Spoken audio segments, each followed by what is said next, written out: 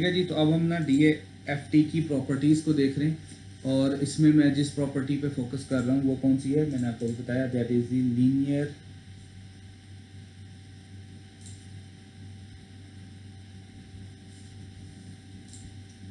Linear cross correlation.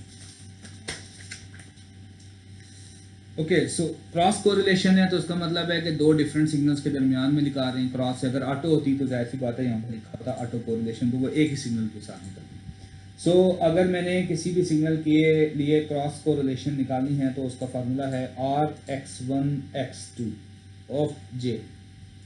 x1 एक signal है, x2 दूसरा सिग्नल है और इन दोनों के दरमियान में कोरिलेशन निकाल रहा हूँ, cross correlation, which is represented by R, and this is equal to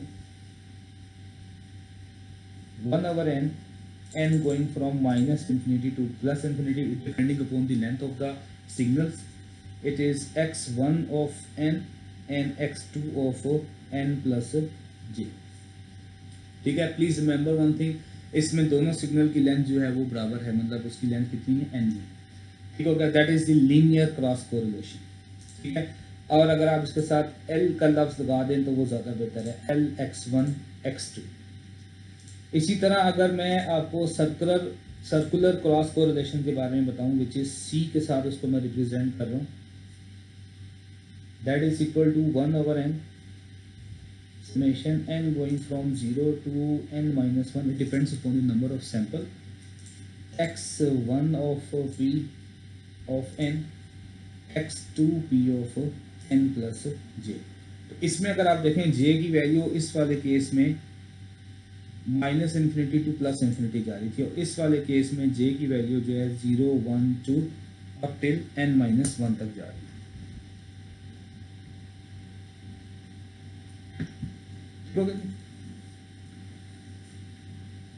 तो हम सर्कुलर कोरिलेशन को लीनियर कोरिलेशन में तब्दील कर सकते हैं। उसके लिए आपको क्या करना पड़ेगा, तरीका उसका समझने।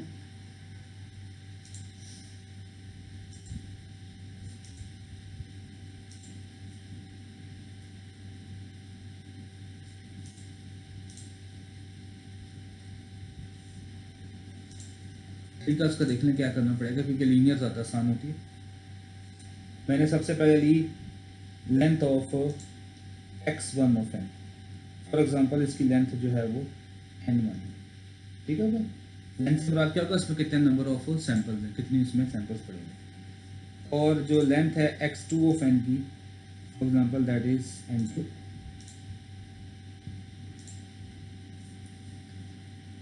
जो आपके पास कोरिलेशन की लेंथ आएगी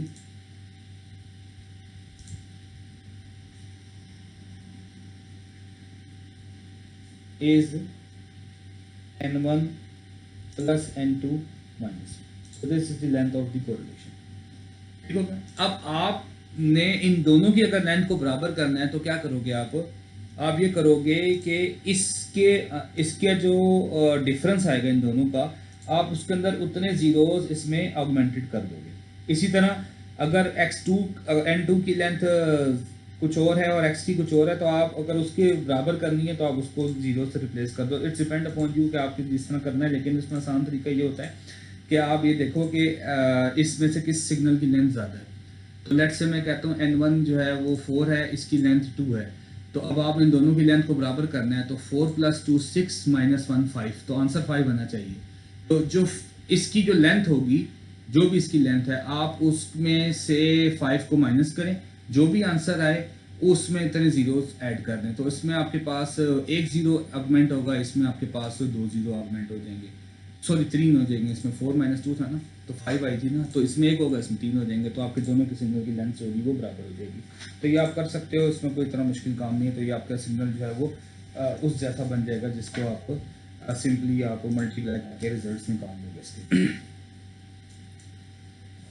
ठीक है भाई, बात समझ आ गई। मैं आपको एग्जांपल के तौर पर लिख भी देता हूँ। फॉर एग्जांपल n1 4 है और n2 आपके पास 2 है, तो इसकी लेंथ क्या आ जाएगी, 4 + 2 - 1, 4 + 2 6 - 1 5।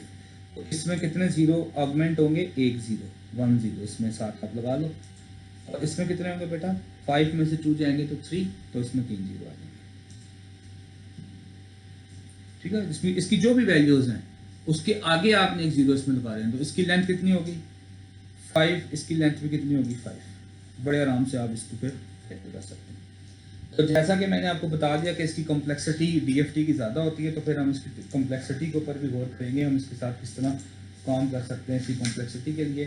तो ये मैंने उसमें आपके लिए जो आपकी बुक है उसके अंदर काफ़ी इसके बारे में लिखा है, जो मैंने आपको कहा था कि पेजेस पे लिखा हुआ है। तो ये आपके प्रोक्स की बुक के 2 पेज हैं, 2 टेबल हैं, which is table 5.1 and table 5.2, and this is the table for 8.1 of your book, जो हम कोर्स की पढ़ रहे हैं। तो उसमें सारे फार्मूलाज लिखे हुए हैं कि आपने कैसे कैलकुलेट करने होते हैं कोफिशिएंट और किस तरह इस पर काम करना होता है। तो ये आपने अपनी नॉलेज के लिए इसको देख लेना है। Okay,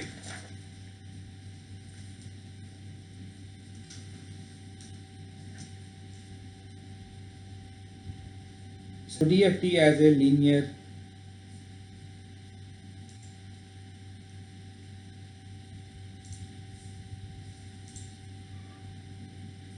so now I'm talking about DFT as a linear transformation.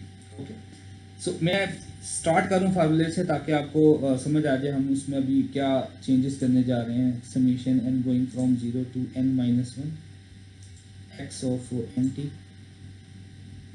e raised to power minus j 2 pi k small n by capital।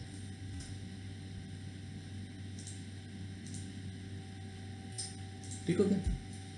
तो अब मैं इसमें क्या चेंज करने जा रहा हूं, मैं ये कह रहा हूं कि if w of n is a linear transformation operator, देखते हैं कैसे काम करता है, is equal to e raised to power minus j 2 pi by n।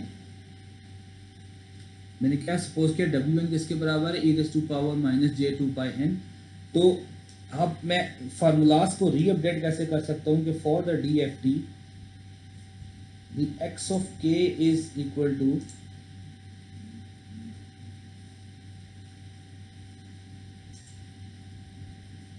Wn of, देखो Wn के e raised to power j 2 pi n पूरा आ गया और इसकी पावर क्या है kn है, तो मैंने इसकी पावर रख दी kn। इसी तरह IDFT के लिए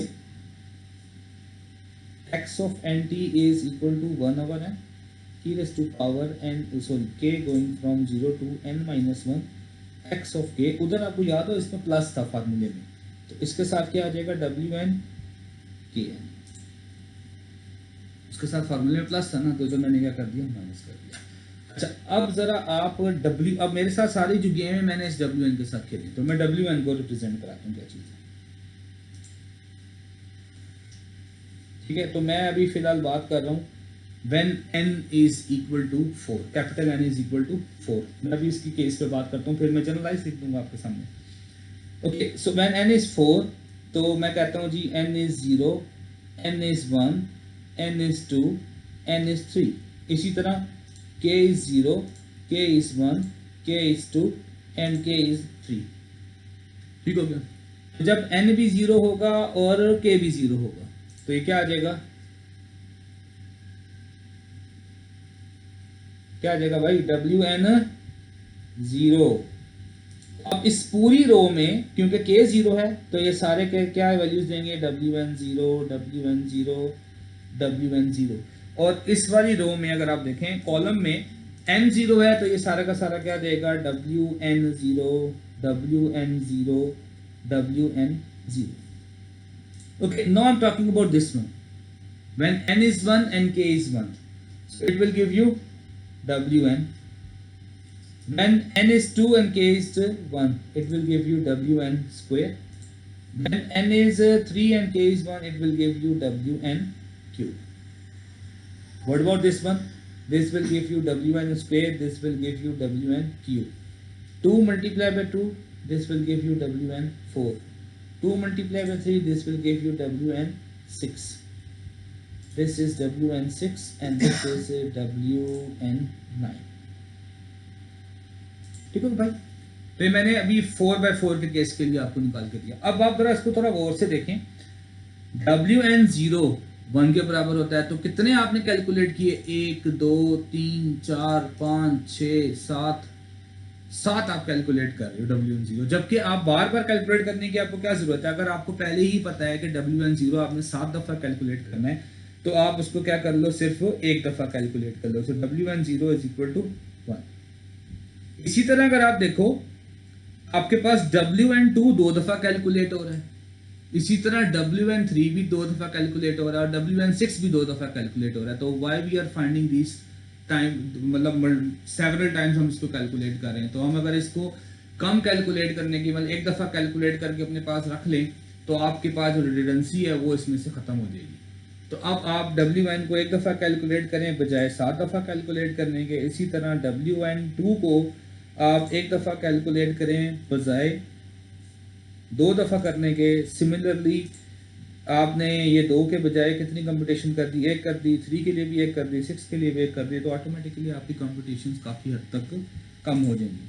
तो जब आप लीनियर ट्रांसफॉर्मेशन यूज़ करो तो मैट्रिक्स, उसमें आपको फ़ायदा ये हो जाएगा कि ये पूरा WN इस पूरे के साथ वेक्टर के साथ मल्टीप्लाई होगा। So this is a matrix and this is a vector, it will give you the vector.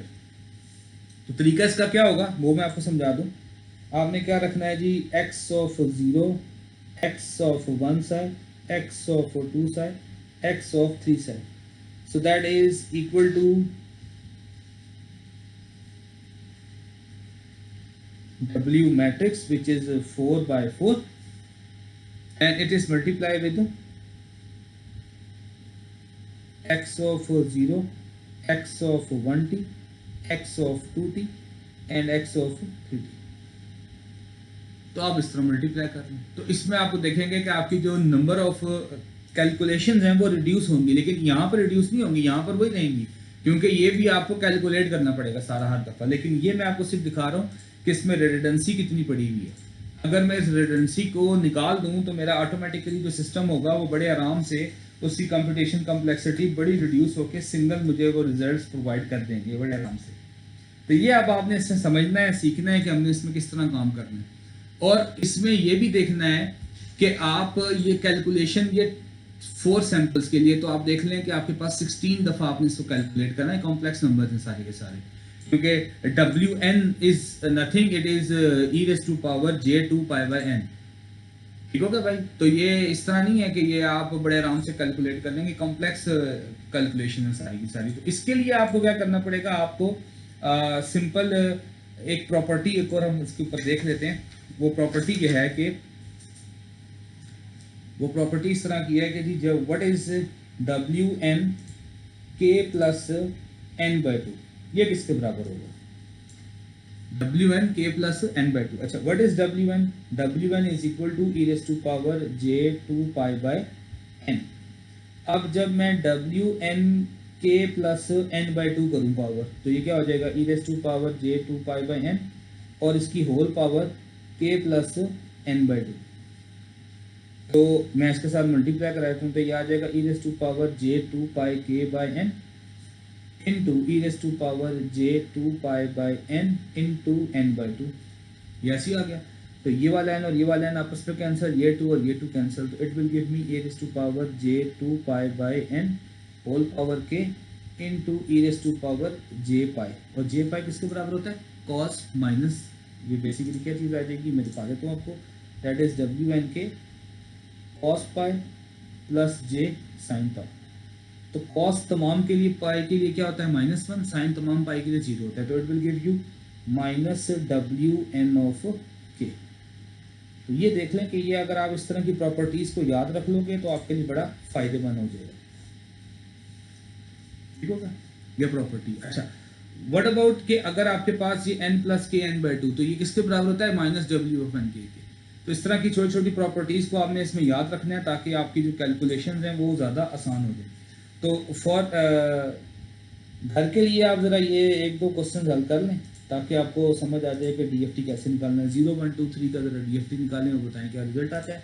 और इसी तरह आप मुझे इसका भी निकाल के दिखाएं, 1 0 0 1 1 1, इसका भी DFT निकाल के दिखाएं और मुझे बताइएगा कि आपने इसके ऊपर कौन सा फार्मूला लगाया DFT का, कितने पॉइंट DFT आप इसके ऊपर अप्लाई करोगे, ये आपने मुझे इसमें बताना है।